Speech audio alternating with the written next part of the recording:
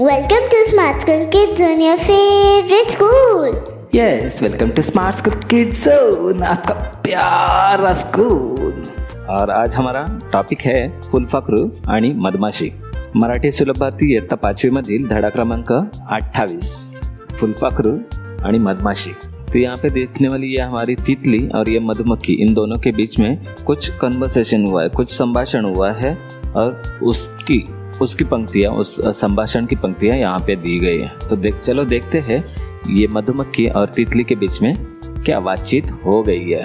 उससे पहले अब हमारी e learning website smartschool.infolips.com, sports site fallen sports, मराठीची सर्व काही, मराठीरंग.com और यह दूसरे साइट से एंड्रॉइड एजुकेशनल गेम और क्राफ्ट चैनल, इनकी लिंक हमने डिस्क्रिप्शन में दी है, ज़रूर जाके चेक करना। ठीक है, तो करते हैं हमारे वीडियो को शुरुआत। फुलपाखरू आणि मधमाशी, यह वो कहानी। तो चलो देखते हैं पहला क्या है ये लेसन। यह है वो किताब मराठी सुलभ भारती इयत्ता 5वी और यह है वो कहानी। ठीक है, फुलपाखरू आणि मधमाशी। ऐका वाचा मतलब सुनो और पढ़ो। यहाँ पे दिया है तितली का चित्र, देखो यहाँ पे है ये मधुमक्खी जो फूलों के ऊपर बैठी है और आजू बाजू में हमें फूल दिख रहे हैं। तो ये सीन देख के, मतलब ये चित्र देख के हमें क्या पता चलता है, सकाळी बागेत एक फुलपाखरू स्वच्छंदपणे फिरत आहे, एक मधमाशी त्याच्या जवळ येते। तो जब ये तितली यहाँ पे सुबह सुबह बगीचे में घूम रही थी, टहल रही थी, उसी वक्त उसके सामने या उसके पास ये मधुमक्खी आती है और दोनों में बातचीत शुरू होती है। तो यहाँ पे फुलपाखरू, काय ग मधु, इतक्या घाईनं कुठे चाललीस? तो वो पूछता है कि क्या मधुमक्खी, इतने जल्दी जल्दी में कहाँ पे जा रहे हो? मधुमक्खी कहती है, अरे मध गोळा करायला, हानी जमा करने में जा रही हूँ। फिर फुलपाखरू, थांब ना जरा, बघ आजची सकाळ किती सुंदर आहे, तो थोड़ी देर रुको, देखो आज की सुबह कितनी हसीन है, कितनी सुंदर है। मधुमक्खी, हो रे, तिकडचं कारंज बघ कसं थुई थुई नाचतंय। तो वो भी बोलती है कि सच में आज की सुबह बहुत सुंदर है, वहाँ पे फाउंटेन उड़ रहा है, वो कितना सुंदर दिख रहा है, वो कैसा थुई थुई नाच रहा है, ऐसा लग रहा है। बागेतली फुलपाखरू कहता है, बागेतली फुलझाडं किती सुंदर दिसत आहेत, फुलांचा सुवास सगळीकडे दरवळतोय। तो बगीचे में ये जो फूल के पेड़ है वो कितने सुंदर दिख रहे हैं और उनकी वजह से फूलों की जो सुगंध है वो महक उठी है। फिर मधु, मंद वारा सुटला है, कसं छान वाटतंय, पण मला थांबायला वेळ नाही। तो वो भी कहती है कि हाँ, मस्त एकदम शांत हवा चल रही है और सभी कुछ बहुत अच्छा लग रहा है, फिर भी मुझे रुकने के लिए मेरे पास टाइम नहीं है क्योंकि उसको काम है। तो फुलपाखरू बोलता है, थांब थोडा वेळ, आपण गुलाबाच्या फांदीवर बसून जरा गप्पा मारूया। तो वो कहता है, थोड़ी देर के लिए रुको, हम गुलाब के टहनी पर बैठ के थोड़ी देर गप्पा करते हैं। मधुमक्खी कहते, नको रे बाबा, इकडे तिकडे तुझ्यासारखा मजेत वेळ घालवायला मला सवड नाही। मी सकाळपासून निघाले खरी, पण मध काही गोळा करून झालेला नाही। तो मधुमक्खी क्या कहते हैं, नहीं बाबा, इधर उधर घूमने के लिए तेरे जैसा मेरे पास टाइम नहीं है, तेरे पास तो बहुत टाइम है। मैं सुबह से निकली हूँ लेकिन अभी तक मैंने थोड़ा भी हानि इकट्ठा नहीं किया है, तो मुझे बहुत सारा काम है, मैं जाती हूँ। फुलपाखरू कहते हैं, मध गोळा करायचं काम कोणी दिलं तुला? तो वो कहता है कि ये हानि इकट्ठा करने का ये जो काम है ये किसने दिया है तुम्हें? फिर वो कहती है, आमच्या रानी माशी ने दिला है। तो उनकी जो रानी माशी रहती है, मधुमक्खी जो रहती है, उसने ये उनको काम दिया हुआ है। फुलपाखरू, अगं तरी पण तुला थोडा वेळ घालवायला काय हरकत आहे? तो फिर भी वो कहता है कि तुझे थोड़ी देर तो हमारे साथ गुजारने के लिए कुछ भी ऐतराज नहीं होना चाहिए। मधु कहती है, तुझं मन मोडायला वाईट वाटतं मला, पण करणार काय, काम तर कुणाला चुकलेलं नाही ना बाबा। तो वो कहती है कि तेरी बात ना मानने के लिए मुझे थोड़ा सा अफसोस हो रहा है, लेकिन मैं कुछ भी नहीं कर सकती हूँ क्योंकि मेरा जो काम है ये मुझे करना ही है और काम किसी को टला नहीं है, हर किसी को काम करना ही पड़ता है। फिर फुलपाखरू कहते हैं, काय ग, एवढा मध गोळा करून तुला काय मिळणार? शेवटी ती माणसांचीच धन ना, अभी वो क्या कहता है कि इतनी हानि इकट्ठा तुम करते हो तो उसमें से तुझे क्या मिलता है, वो तो सब मनुष्य लेके जाते हैं, तो उनके ही फायदे के लिए है ना ये। अब देखो मधु क्या कहते, असं कसं, आम्हालाही मध लागतोच ना, मध किती औषधी आहे आणि किती उपयोगी पड़ता तुला माहित आहे ना। बोलते हैं ऐसा कैसा कहता है, हम भी तो उसमें से ही खाते हैं, तो थोड़ी सी मध हमें भी तो खाने के लिए मिलती है, और आपको तो पता है कि ये कितनी औषधि होती है, इसका कितना उपयोग होता है। फिर फुलपाखरू कहता हो, मधात औषधी गुण असतात, हे खरं आहे का ग। तभी वो कहता है हाँ, तो इस हनी में औषधि तत्व रहते हैं, क्या ये सच है। वह मधुमक्खी को ही प्रश्न पूछता है। फिर मधु कहते अरे मध हा औषधीच आहे। वो क्या कहती है कि जो ये हनी है, मध है, वो औषधि ही है, तो वो बहुत उपयोगी है। फुलपाखरू, मध मला खूप आवडतो, पण माझ्याशी गप्पा मारायला तुला वेळ नाही, हे मात्र मला बिल्कुल आवडत नहीं। तो फुलपाखरू क्या कहता है, वो तितली कहती है कि मुझे भी हनी बहुत पसंद है, लेकिन तू मेरे साथ बातें करने के लिए तेरे पास जो समय नहीं है वो मुझे बिल्कुल पसंद नहीं है। फिर मधु कहती है कामात मग्न राहणं यात सुद्धा आनंद असतो, तुझंच बघ ना, तुझ्यासारख्या सुंदर फुलपाखराला बघून किती आनंद वाटतं। तो वो क्या कहती है कि हर किसी को अपने काम में मग्न रहना ही चाहिए, उसमें भी बहुत आनंद मिलता है। अभी तेरा ही देखो, तू कितना सुंदर दिखता है, तो तुझे देख के बहुत सारे लोग खुश हो जाते, तो ये भी एक तुम्हारा काम ही है ना, होतो। इतरांच्या डोळ्यांना तू सुख देतोस, दूसरों के आंखों को तू सुख पहुंचाता है, तो ये भी तुम्हारा काम ही हुआ ना। हे तू करत असलेलं कामच आहे ना, इसका मतलब ये जो तू कर रहा है दूसरों को खुशी देने का, ये भी तो तुम्हारे लिए काम ही है। फुलपाखरू, खरं सांगू का, तू इतरांना मोठेपणा देतेस ना, तोच तुझा चांगुलपणा आहे।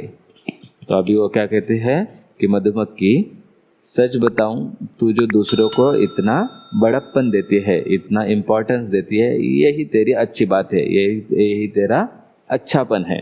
मधु कहती है तसं नाही रे, तुझे विचार खूप चांगले आहेत, त्यामुळे तुला सगळेच चांगले दिसतात। मतलब तुम्हारे विचार, तुम्हारी सोच जो है वो अच्छी है, इसलिए तुझे सारे लोग अच्छे ही दिखते हैं, म्हणून तुला तुझ्यातला मोठेपणा दिसत नाही, और तुझमें जो अच्छे गुण है वो तुझे नहीं दिखाई दे रहे, क्योंकि तेरा मन अच्छा है, तेरे विचार अच्छे है, इसलिए। असे म्हणत मधमाशी निघून गेली। फुलपाखरू तिच्याकडे पाहतच राहिले। इतना कहते वो मधु इकट्ठा करके वो वहाँ से निकल भी गई। उसके पास बिल्कुल भी टाइम नहीं था ज़्यादा बातें करने के लिए, और फुलपाखरू ये जो तितली थी वो उसकी तरफ देखते ही रह गई। है ना दोनों की अच्छी बातें। अब बहुत कुछ हमें ये सिखा के जाती हैं, अच्छे दोस्त कैसे बनना है, दूसरों के प्रति हमारा विचार कैसा रहना चाहिए, और हमें कुछ अच्छाई हो तो उसका घमंड न करते हुए हमें भी एकदम साधारण ही रहना चाहिए। तो कितना कुछ सिखाते हैं दोनों हमें। ओके, तो चलो इस कहानी में हमें जो नए नए शब्द मिले हैं हम वह देखते हैं। ठीक है, तो यहाँ पे भी दिए हैं, हमने थोड़ा सा आपके लिए एक प्रेजेंटेशन बनाया है, उसमें देखते हैं। ओके, ये देखो शब्दार्थ। तो पहला दिया है स्वच्छंदपणे, मनात येईल तसे, तो जैसे मन में आएगा वैसे करना, उसे कहते हैं स्वच्छंदपणे।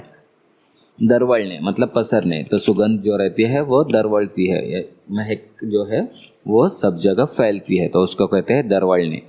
मग्न असणे मतलब पूर्णपणे रमून जाने, जो भी काम रहेगा उसमें खुशी आनंद लेना, तो उसको कहते हैं मग्न असणे। ओके, तो इससे भी ज़्यादा कुछ शब्द आपको नहीं आते हैं तो आप कमेंट बॉक्स में बता देना, हम उसका मीनिंग देने की कोशिश करेंगे। इस पार्ट में तो इतने ही थे। ओके, नेक्स्ट क्वेश्चन है कोणते लिहा, मतलब कौन है वो बताना है। ओके, बागेत स्वच्छंद फिरणारे, तो यहाँ पे कौन है स्वच्छंद फिरणारे?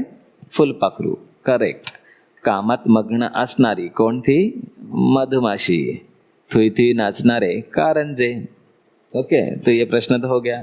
चलो देखते हैं नेक्स्ट क्वेश्चन। जोड्या जुळवा, अ गट दिलेला है, यहाँ पे देखो अ ग्रुप है और यहाँ पे ब, तो यहाँ पे सुंदर जो है, तो सुंदर किसके लिए आ सकता है? सकाळ, सुंदर सकाळ है। औषधि, तो ये क्या है? मध। फिर मंद, वारा, और दरवळणारा सुवास, सुगंध, तो ये सब अ से ब हमने जोड़ दिया। हाँ, चलो देखते हैं नेक्स्ट क्वेश्चन. Question number 3. तुम्हाला काय काय पाहिल्यानंतर आनंद होतो तो वो देखना है. तो जैसे वो मधुमक्खी ने बोला था कि जैसे ही किसी को फुलपाखरू दिखता है, मतलब वो तितली दिखती है तो बहुत खुशी होती है, उसके ऊपर के कलर्स, उसके ऊपर के डिजाइन देखने के लिए बहुत अच्छा लगता है ना, तो हम उसको देख के खुश हो जाते हैं. तो वैसे और कौन सी चीजें जिसे देख के आप खुश हो जाते हैं? तो जैसे मैं बोलूँगा की आसमान में जब इंद्रधनुष्य दिखता है तो हम खुश होते हैं, तो तेव्हा आपल्याला आनंद होतो, बरोबर. पाऊस पडताना बघितल्यावर, तो बारिश जब होती है तो उसको देख के किसी को आनंद होता है. तो किसी किसी को वो वॉटरफॉल देख के, बड़ी ऊंचाई से वॉटरफॉल गिरता है ना, वो पावसातून धबधबा जेव्हा पडतो तेव्हा आपल्याला आनंद येतो, है ना.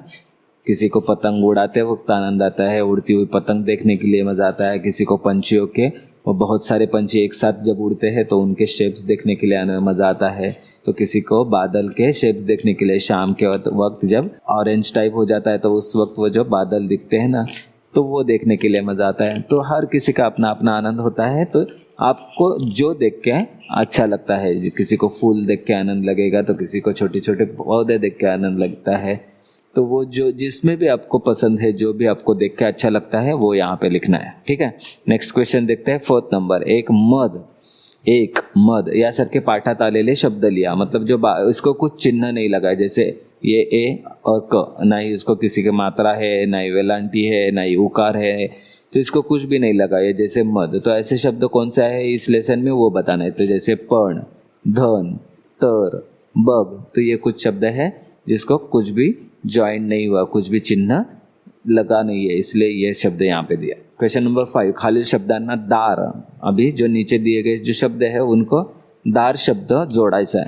तो यहाँ पे दिया है जैसे ऐट, तो ऐट से क्या बना, ऐट यहाँ पे दिया है तो ऐटदार. तो यहाँ पे चमक, तो चमक के लिए क्या हो सकता है, चमकदार. दुकान, दुकानदार. माल, मालदार. चोप, चोपदार. भाल, भालदार. खास, खासदार. आम, आमदार. गमती, गमतीदार. रुबाब, रुबाबदार. और वजन, वजनदार. तो इस तरह से इसके शब्द बन सकते हैं. तो इसको क्या बोलते हैं, प्रत्यय. मतलब ये जो शब्द लगता है मुख्य शब्द के जो पीछे ये जो शब्द लगता है तो उसको बोलते हैं प्रत्यय. ओके. तो ये प्रत्यय बना के इस तरह से नए शब्द बनते हैं. समजला काय म्हणतात त्याला, प्रत्यय. मुख्य शब्दाच्या शेवटी जेव्हा दुसरे शब्द जोडले जातात आणि एक नवीन शब्द तयार होतो त्याला बोलतात प्रत्यय. ओके. चलो देखते हैं नेक्स्ट क्वेश्चन. खालील शब्दांना पणा जोड़ून, तो अभी हमें प्रत्यय क्या लगना है, पणा.